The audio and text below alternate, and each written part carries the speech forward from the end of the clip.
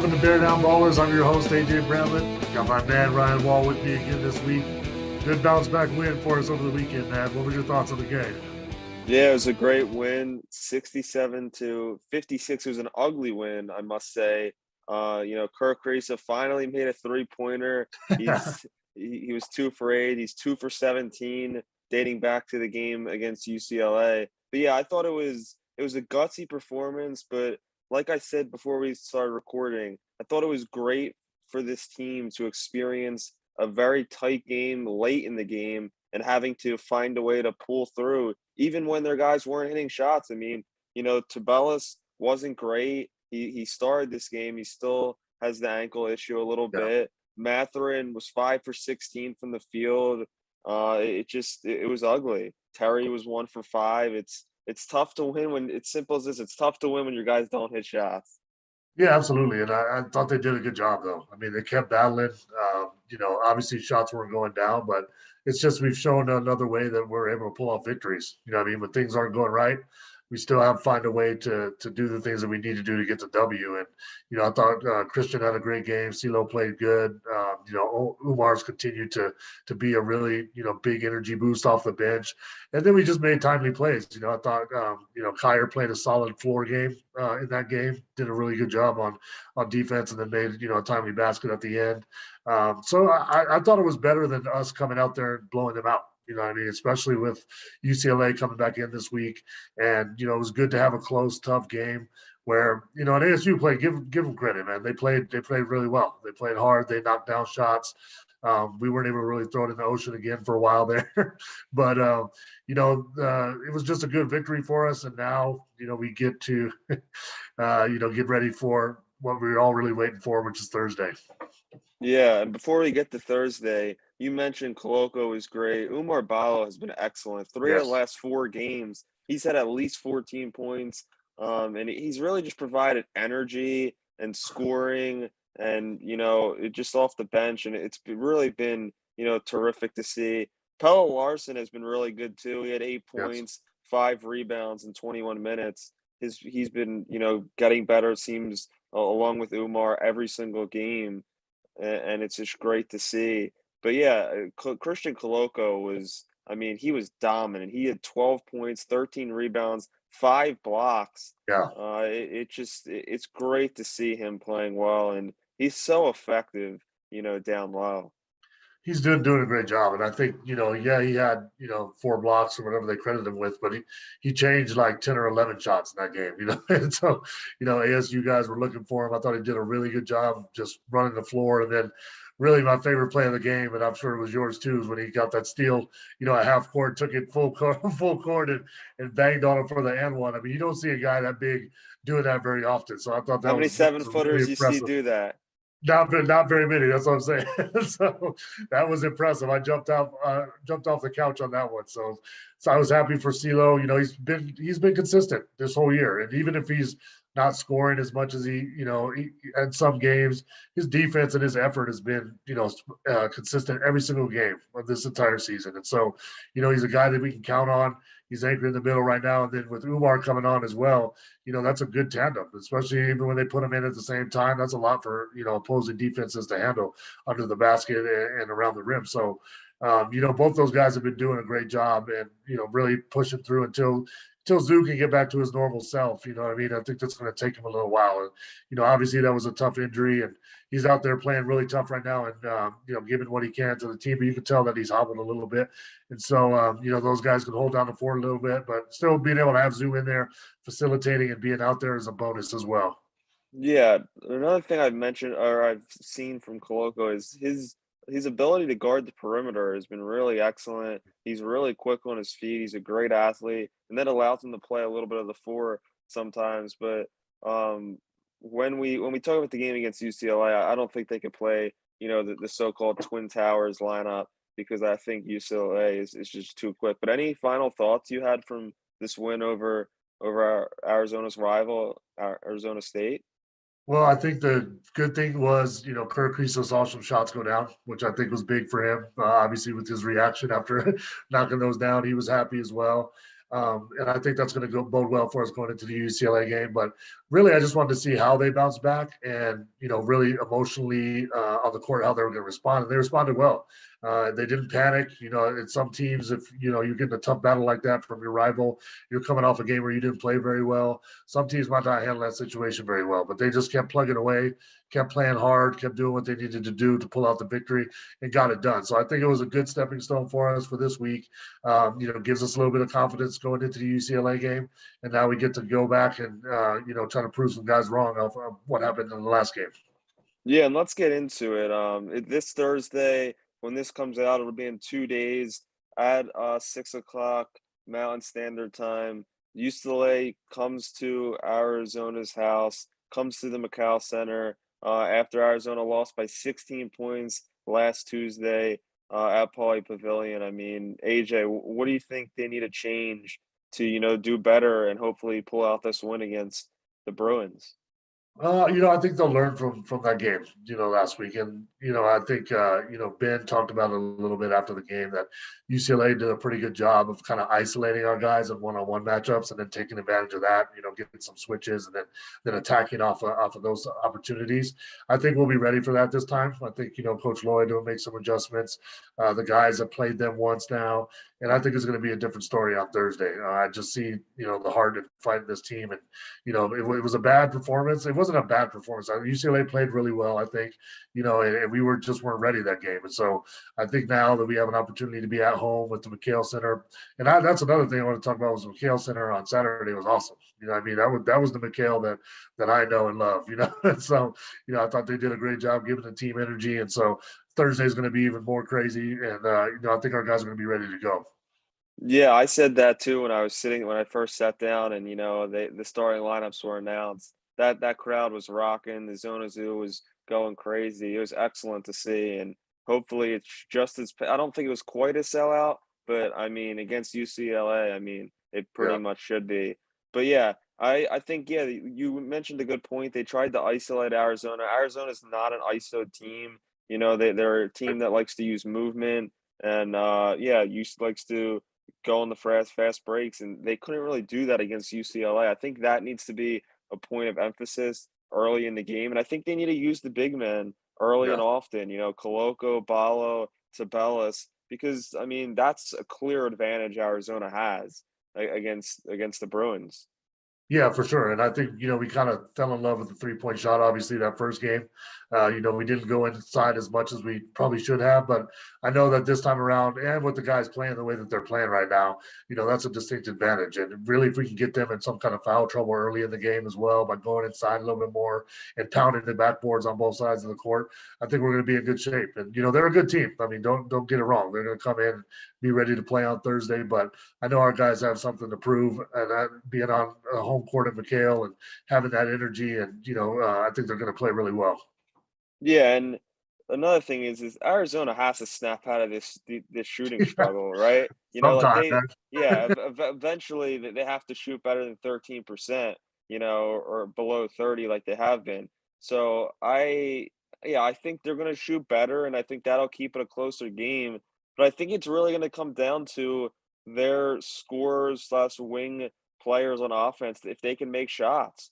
Benedict Mathurin is going to have to put up 20 to 25 points for them to be in this game late. So I think it's going to be a close game like it was much of the first game, not so at the end of the second half. But, another guy I think really they need to get going is Dalen Terry. I feel like yeah. whenever Dalen Terry has energy, plays with passion and scoring and is involved, it seems like they're winning and playing well. You agree? Disagree, Yeah, AJ? I definitely agree. DT's been doing a good job on defense and still bringing that energy, but when he can provide some scoring punch, I think it changes the team. I think, they play much better. He facilitates better. He's more of a threat. The defense has to respect him when he's, scoring the basketball. So I think it's okay for him to be a little bit more aggressive, hunt his shot a little bit within the flow of the offense, of course, but really look to be aggressive on the offensive end, either getting to the basket, getting fouled, going to the free throw line. or whatever it is, just to give a little boost on offense, especially while, Zoo is still, not himself right now. I mean, he's giving us everything he got. You can see it out there, man. He's working hard and fighting through it, but you can tell he's not moving at the same, pace that he normally does. So if DT can step up there and give us a little bit more scoring punch, that's going to bode well for us on Thursday. Yeah, another thought I had after watching the game against UCLA was I think it's almost Arizona is maximizing it even more than the talent that they have on the roster, but it seems like they're missing a few wing pieces, Because when you come off the bench, it seems like they have guards and they have Yeah. bigs, and they're really missing. Pelle Larson is kind of a wing, but he's kind of just like a mix, but he's not an incredible athlete. I feel like they're just missing, another wing or two off the bench. Do you agree with that? Disagree with me, AJ? Well, I mean, I think we're missing. This is where you see us missing, Cam Aiken Jr. You know what I mean? It's because he was provided that early in the season. He's a physical guy. You know what I mean? He can handle the ball. He's versatile. He can rebound. He did a lot of the little things that we needed in spot minutes. You know what I mean? To come in off the bench. We're kind of missing that size right now. So I think you're right. I think you're right that we come in with strong guards off the bench, but a wing player that's a little bit bigger and more physical would help. But that's not the situation we're in right now. So Yeah, guys, yeah. the team, just gonna have to step up all across the board. And I think when we're playing our game, we're fine. It's just that UCLA is one of those teams that has big scoring, guards that you can always use an extra body to throw in there and bang with those guys. Yeah, Tommy Lloyd said after somebody asked him about Kim Aiken that you just brought up and said he's still out due to personal reasons and didn't give an update on his return. So it's unclear if we will see him again this year. But if he did, I've thought about him a lot Yeah. watching that game against UCLA because I feel like he's very physical and could have guarded one of those guys, either Jaquez or Jusang. But AJ, what's your prediction? What's your prediction for this game? Do you think that Arizona could pull out this win in front of their fans at the McCall Center this Thursday night? I absolutely do. And, I think that the guys were, upset about the outcome, in Pauley. And, they're going to be ready to come out on Thursday and show everybody, especially, this is another one across the nation that, we get an opportunity to show that we can bounce back after a tough loss. You know what I mean? Of course, we did against ASU, but if we can put together a really good showing here at home with McHale Center going crazy and, everybody dunking and running and playing our game, I think that's going to be a great showing for the University of Arizona nationwide. Yeah, and this game's not as late as it was last week. It's at six Yeah. o'clock, and it's still on ESPN, so that's 8 Eastern time, which is great. For everybody to tune in and see. And yeah, you mentioned running, dunking. I really think that's how they need to start the game out. They need to get out on fast breaks and bring that energy, get the crowd involved, and hopefully they could pull out this win.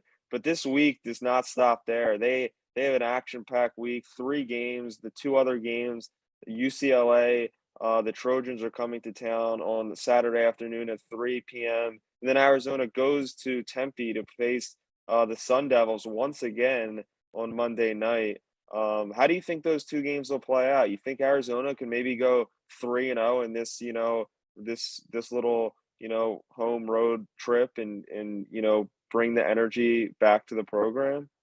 Absolutely. I think, this is a tough stretch for them. I mean, these are 3 really good teams. Obviously the UCLA one is top of mind right now, but, USC has been kind of up and down lately. But they have a lot of talent. They're going to be ready to play whenever anyone comes to McHale. They're ready to put on their best performance. So, USC is one of the biggest teams in college basketball as well, kind of matchup size wise. So that'll be a good matchup for us. But I think we can get that done at home. And then ASU, I mean, they have to be feeling pretty confident after the performance in McHale. So taking that back to their home court and trying to fix some of the things that they did wrong near the end of the game that kind of gave us a little run. They're going to be ready to play, and they obviously it's a rivalry game, and anything can happen in those games. Doesn't matter what the records are for either one of the teams. They're always ready to play at a higher level. So it's a good 3-game stretch. I think we can win all these games, but we have to play better. We have to shoot better. For sure. If we can, ail some of those 3-point woes, I think we're going to be in good shape to go 3 for 3. Yeah, before we go, if you had to pick one factor, anything it could be a player, it could be shooting, defense, anything like that that needs to happen in order for Arizona to go 3-0 this week. What is it? I'm going to say Dalen Terry, being aggressive and kind of being the guy that he was earlier in the season and being more aggressive on the offensive end, both scoring and facilitating, and then shooting. Man, I mean, it really is because we haven't had bad shots. They just haven't been going in. So that's going to have to change. It's not like we've been forcing a bunch of bad 3-point shots or anything like that. We haven't. They just haven't gone in. The lid's been on the basket for us. So expect that to kind of loosen up this week. If we can knock down those and then have some energy from DT, hey, we're 3-0. AJ, tell us what special guests we have right here next on the program. Hey, it's exciting, man. One of the most accomplished players, ever to play at the University of Arizona. Point guard Mr. Jason Gardner will be joining us next on Bear Down Ballers. Before we move on to the next topic, let me tell you guys a little bit about our partners over at Bet Rivers Sportsbook. If you haven't signed up with Bet Rivers yet, now's the time because they are offering a $250 match bonus for your first deposit. But what sets them apart is that they require just one playthrough to turn your bonus into cash money. With their new Rush Play instant approval, withdrawing your winnings is safer, more secure, and more reliable. With basketball season tipping off, get in on the action by going to betrivers.com today or by downloading the BetRivers iOS app. Must be 21 years or older.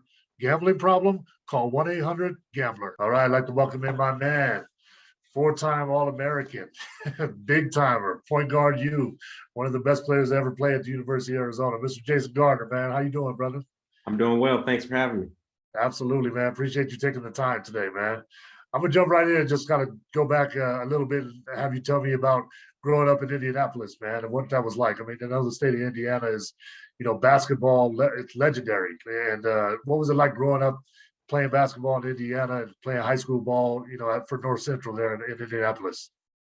It was great. I mean, it's just, we're known for basketball. Everybody in the state loves it. Actually, the cool thing too, in '97, you all practiced at North Central before y'all got that ring. That's right. That was actually pretty cool.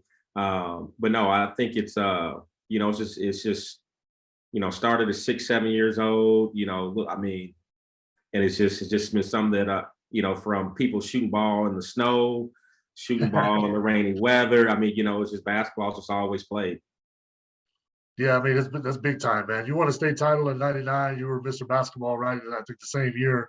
And then and you earned McDonald's All-American status right there. Who was in that game with you? Like, I can't remember who was in that game. I was going to ask you. In that game, it was Jonathan Bender, Jason Williams, Brett Nelson, a lot of older guys that are retired now. I'm trying to think who else was in that game. I think Jason Capono was in it. Yeah, I can't even remember all Donnell Harvey, but yeah, I can't remember all the guys. Yeah. Did y'all win? Honestly, I don't even know. It was one of them deals where it was like, we literally, the state championship was that following weekend. So I went out there, like, I missed practice like Monday, Tuesday, Wednesday.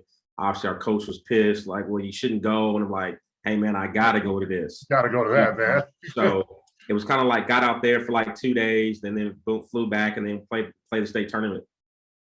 Man, that's crazy. That's a good story, man. I always wanted to be a McDonald's All-American. My year, it was myself, Kenny Thomas, and this other cat named Taman Domzalski that went to Duke out of New Mexico. It was like the first time we had 3 big dudes out of here ever. Still hasn't happened. And so they took the guy that was going to Duke and left me and Kenny off that joint. So I've always been mad about that, man.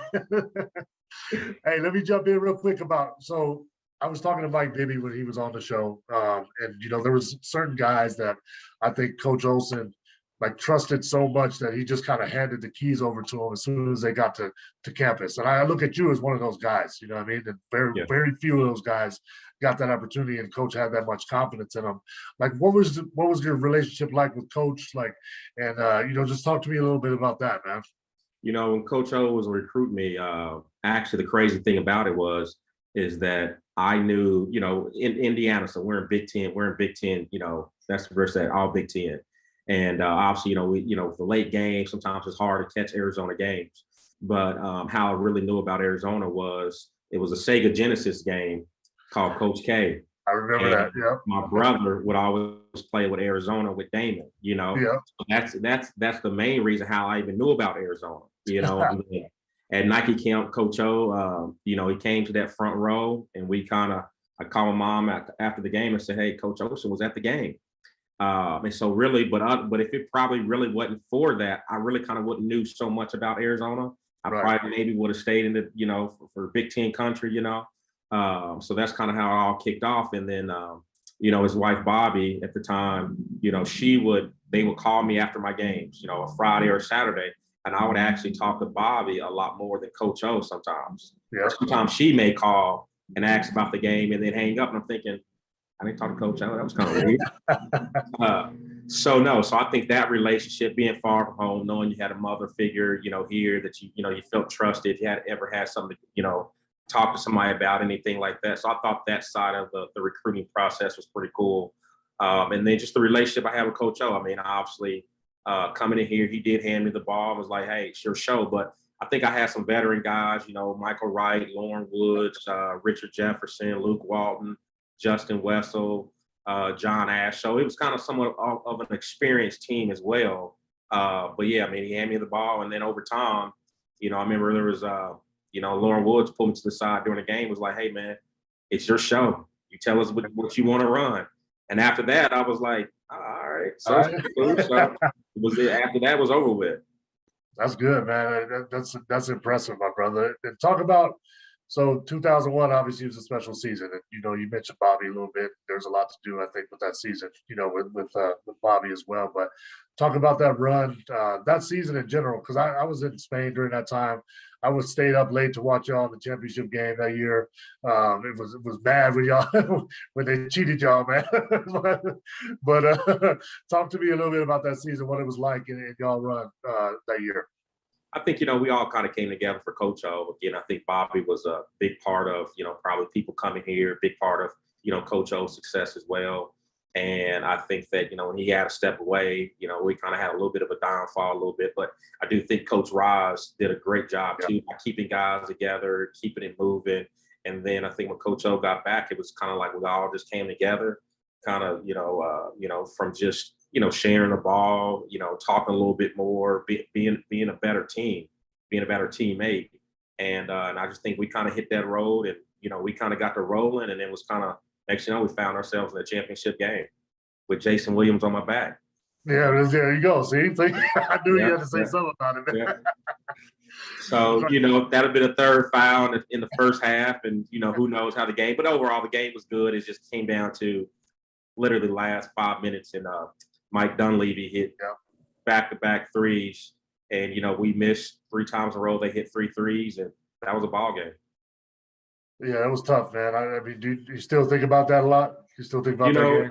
You do. I mean, because it's so, it's so hard to get there. I mean, you think about, how many people, that's been to a Final Four, to all of a sudden, how many people, have been in the college championship game. And so it's just so hard in my 4 years here.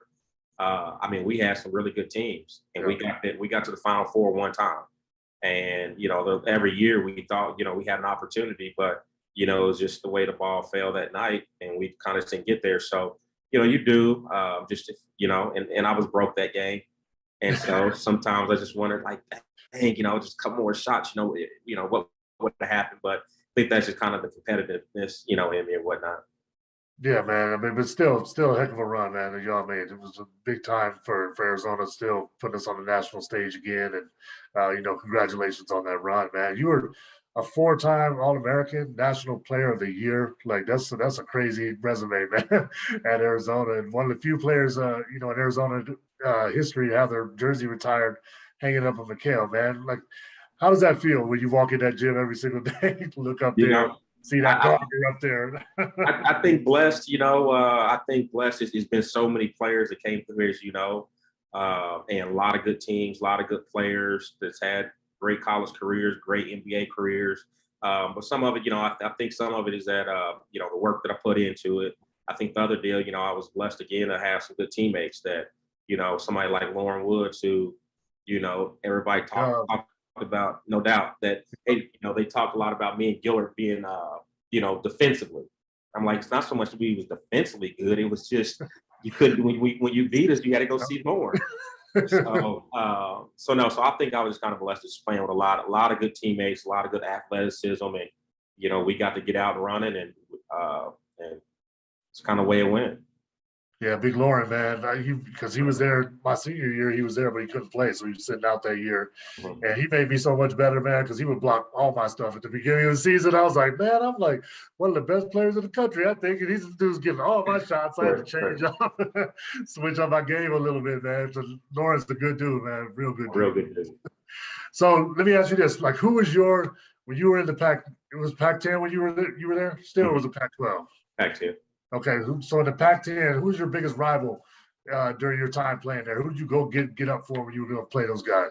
I want to say it was probably UCLA and Oregon. UCLA had Dan Gonzalez. They had Earl Watson, Matt Barnes, Jason Capono. Oregon had Fred Jones, yep. Luke Rittenauer, Luke Jackson. So those are probably the USC was just as good. Honestly, again, when I'm sitting there thinking about it, I mean, Stanford had the Collins twins, had Mark Madsen, they had Borcher. So top to bottom, but I probably would go UCLA and Oregon though. Yeah, me too. Oregon and UCLA and Stanford during that time were our probably biggest rivals at that time, man. Had some great games against them. So after you were at U of A, you had a great career overseas, man. I played overseas too. Played 9 years overseas. You were German League MVP in 2008, 2009. And I know what that experience did for me. Like, what was that like for you, like playing ball overseas, getting a chance to kind of travel the world? I think, you're seeing the world. You're seeing a lot of different places, a lot of different cultures. And that's where I think kind of like the pick and roll, which is now that everybody's playing it today, it's kind of where I think, it started at. It's just because I think at the time, the States was a lot more one-on-one. So when I got over there, I played for a Serbian coach, and he actually really helped me, like just coming off pick and rolls, like what you looking for, what you thinking when you come off. So that was pretty good. And then just, today is where the game is kind of at, is that's where a lot of that I learned it, probably, 15 years ago was under him. Yeah, that's what I mean. Nowadays, that's the integral part of every team, man, is being able to execute that pick and roll, read and react. You guys have done a heck of a job with it this year. I mean, you got bigs that really know how to play the pick and roll really well. Talk about this year's team a little bit, like just the experience that you've had so far, where you think you guys are right now, and what you see coming up. This week is a big week for you guys. So how's the team feeling? I think everybody's feeling good. I think, we played UCLA probably about 8 to 10 days ago, and they beat us at UCLA. And so I think that, guys are excited about having that game back on Thursday. And obviously, we got USC on Saturday. So, I mean, it's a heck of a week. 2 good teams coming in here, but, it's going to be a war. It's going to be a battle. Guys understand it. We were just kind of prepping. A lot of it just kind of boils down to turnovers. Those 50-50 balls, who's going to get those loose balls. And, it comes down to just who's going to make those plays offensively and defensively. So, but I think Tommy's done a great job as far as having these guys prepared. We put in some new stuff, kind of just going to see how it goes on Thursday. Who do you think is a guy that for you guys, like, is the X factor for now until till tournament time, that needs to make some jumps, or just you like to see, make some steps forward, or who's that guy for y'all right now? Our bench has been great for us. Yeah. Omar Bala, Justin Kier, Pella Larson. And so I think those guys, because, they could start on numerous teams in the Pac. They could easily be starters for us. And so I think that makes our team that stronger than when you got 3 guys that can come from the bench and produce those type of numbers. So those, I would probably really talk about like those 3 guys as far as just the assists, the scoring, the rebounding, the shot blocks. I think those 3 guys have kind of elevated our team. Yeah, they've done a heck of a job. And you don't get and I've talked about this before, you don't get the luxury of having a guy like, Justin Kier that's played 150 games or whatever he's played at the D1 level, coming off the bench. He's done a heck of a job. Can you talk about Balu a little bit, what he's been doing lately? And, I've just seen so many strides from him lately. It's fun to see, man. No, I think he's lost weight. He's done an unbelievable job in that weight room. He works out. I mean, he works out after every practice, whether it's a half an hour practice, 2 hour practice, 2.5 hour practice. I mean, he's gonna get in there and he's gonna go his 30 to 40 minutes after practice. Right hand hook, left hand hook. And I think at times I think he was annoyed. But now I think he's kind of seeing it's all kind of coming together. And he's starting to be a force on that block for us. I mean, on the offensive end and defensive end. So I think now, we've kind of played Christian Coloco and Omar together. Yeah. Now we got, that makes us defensively a rebounding team. It makes it to where teams start being more of a jump shooting team because, we got almost, 6'11" and a 7-footer right there. So, so I think defensively it makes, like I'm saying, the team starts shooting a lot more threes and a lot more pull-ups when they're in the game together. Yeah, I like that lineup, man. I like seeing both of those guys in there banging. It's locking down that paint, man. With you guys have been up and down shooting the basketball a little bit this year. From the 3-point line, hot and cold. Like, is that something you guys not really focus on or talk about, or is it just keep taking good shots and they're gonna fall when they fall? Yeah, you know how it goes. I mean, I tell them. I remember playing in the Pac-12, Pac-10 tournament at the time. I think I went 2 for 22. Yeah. So my whole deal, the only way you're gonna get out of the slump is you got to keep shooting. So I think they all pretty good shooters, and I don't think coach really harped on it too much because I think sometimes too you harp about it a little much. I think guys start really overthinking it. So I think he's just trying to play it like, hey, look, we're gonna make them next game. Don't even worry about it. And so he's been kind of taking that approach with the guys and trying to keep it light, keep everybody happy. And so hopefully, these next couple of games, kind of rhythm just comes back a little bit. Kerr hit a big 3 in the game, kissed the floor. So, so hopefully, he saw the ball go in, Ben's been doing it all season long. So hopefully those guys this week start making a couple more jumpers in the game. Did you ever kiss the floor when you were playing over there? I wasn't kissing no floor, but it was actually pretty cool when he did it though. Yeah, I liked it, man. I didn't either, but yeah, I liked it. And the crowd loves him. They love him.